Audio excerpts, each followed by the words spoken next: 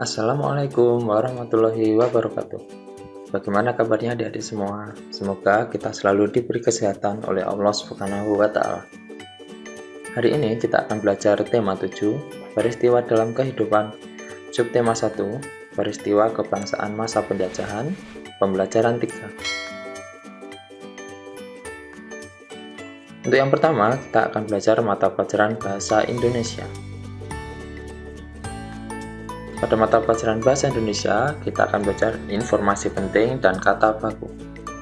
Nah, pada pembelajaran sebelumnya, kita telah belajar menemukan informasi penting dalam bacaan. Sebagai pengingat, informasi penting dalam bacaan dapat ditemukan dengan mengajukan beberapa pertanyaan, antara lain pertanyaan apa, siapa, kapan, di mana, mengapa, dan bagaimana.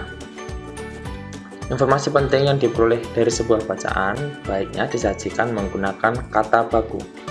Alasannya yaitu agar pembaca mudah memahami isi dari bacaan. Kata baku sendiri adalah kata yang sesuai dengan kaidah yang telah ditentukan, yang artinya kita dapat mencari atau menemukan kata tersebut di dalam Kamus Besar Bahasa Indonesia. Agar lebih paham, kalian dapat mempelajarinya di buku pegangan ataupun di buku paket kalian.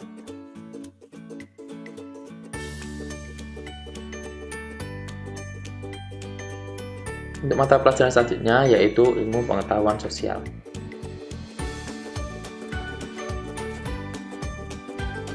Pada mata pelajaran ini kita akan belajar mengenai sejarah, yaitu perlawanan rakyat terhadap Portugis. Pada awal kedatangannya, tujuan utama dari Portugis di Indonesia adalah untuk berdagang. Namun, dalam perkembangannya, Portugis mulai memonopoli perdagangan di Indonesia. Kondisi tersebut mendorong terjadinya perlawanan terhadap Portugis oleh kerajaan-kerajaan di Indonesia.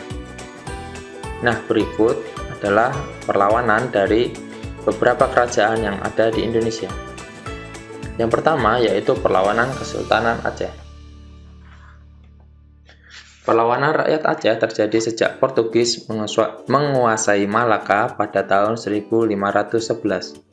Raja pertama Aceh, Ali Mukhiat Shah, memimpin perlawanan terhadap Portugis. Pada masa kepemimpinan Sultan Iskandar Muda, perlawanan rakyat Aceh terhadap Portugis mencapai puncaknya. Untuk menyingkirkan Portugis, Kesultanan Aceh melengkapi kapal dagangnya dengan prajurit dan persenjataan. Selain itu, Kesultanan Aceh menjalin kerjasama dengan Demak. Kesultanan Aceh juga meminta bantuan persenjataan ke Turki, Inggris, Goa, serta Gujarat. Dalam perang tersebut tidak ada pihak yang menang ataupun kalah. Tetapi, perang tersebut berakhir setelah pelabuhan Malaka jatuh ke tangan Belanda pada tahun 1641. Selanjutnya yaitu perlawanan Kesultanan Demak. Perlawanan rakyat Demak dipimpin oleh Patiunus. Demak menyerang Portugis di Malaka pada 1511. Patiunus menghimpun dan mengirim pasukan dari Jawa, Makassar, dan Lampung, serta bekerja sama dengan Kerajaan Aceh. Akan tetapi, upaya tersebut mengalami kegagalan. Kegagalan tersebut disebabkan oleh Demak yang kekurangan pasukan dan senjata. Pada tahun 1527, armada Demak dipimpin oleh Fathahillah dapat menguasai Banten, Sunda Kelapa, dan Cirebon. Sikap ini dilakukan untuk menghadang Portugis yang hendak menguasai Jawa. Armada Portugis yang dihancurkan oleh Fathahillah di Sunda Kelapa, yang dimana Sunda Kelapa kemudian diganti nama menjadi Jayakarta. Yang ketiga yaitu perlawanan rakyat Maluku. Pada tahun 1512, Portugis menemukan Maluku sebagai penghasil rempah-rempah. Pada awalnya, rakyat Ternate menyambut baik kedatangan Portugis untuk berdagang.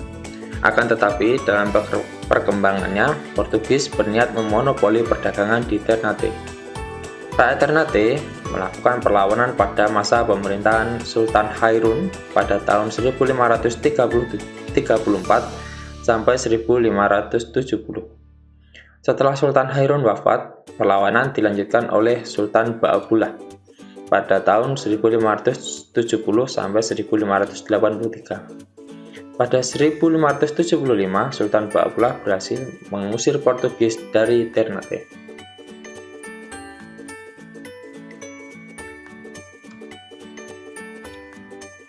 Selanjutnya, kita akan belajar mata pelajaran pendidikan Pancasila dan warga kenegaraan. Di mata pelajaran ini, kita akan belajar keberagaman masyarakat Indonesia dalam bingkai Bhinneka Tunggal Ika.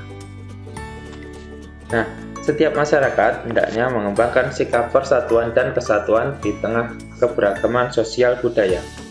Sikap persatuan mampu menyatukan segala perbedaan yang ada di masyarakat di kehidupan. Untuk memperdalam pengetahuan mengenai bentuk keberagaman masyarakat Indonesia, kamu dapat mempelajari materi yang ada di buku siswa. Untuk yang pertama, keberagaman agama. Pemerintah Indonesia telah menetapkan 6 agama yang sah di Indonesia, meliputi agama Islam, agama Hindu, agama Kristen, agama Buddha, agama Katolik, dan Konghucu. Setiap agama memiliki kitab dan pedoman masing-masing bagi umatnya.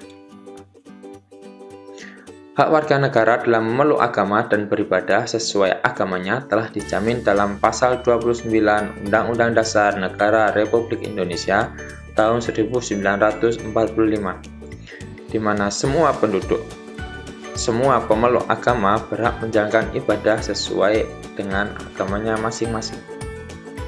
Yang kedua yaitu keberagaman suku bangsa. Indonesia memiliki ribuan suku bangsa yang tersebar dari Sabang sampai Merauke.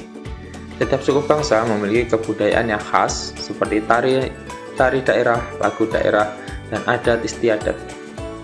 Nah, berbagai macam suku yang ada di Indonesia dikategorikan berdasarkan pulau-pulau yang ditempatinya. Kalian dapat mempelajari lebih lanjut di buku siswa kalian. Untuk keberagaman yang ketiga yaitu ras. Ras adalah pengelompokan manusia berdasarkan ciri-ciri fisik yang dimiliki. Ras-ras yang ada di Indonesia antara lain yaitu ras Negroid, Bedoid, Kauskoid, Malayan, Mongoloid. Nah, untuk ciri-cirinya kalian juga dapat mempelajarinya sendiri di buku siswa. Untuk tugas 3 kali ini yaitu mata pelajaran PPKN, yaitu menyebutkan suku bangsa yang ada di Indonesia. Kalian dapat menyebutkan nomor 1-8, kemudian pulau yang ditempati, kemudian suku bangsa yang menempati pulau tersebut. Sekian pembelajaran untuk hari ini. Semangat belajar, jaga kesehatan. Terima kasih. Wassalamualaikum warahmatullahi wabarakatuh.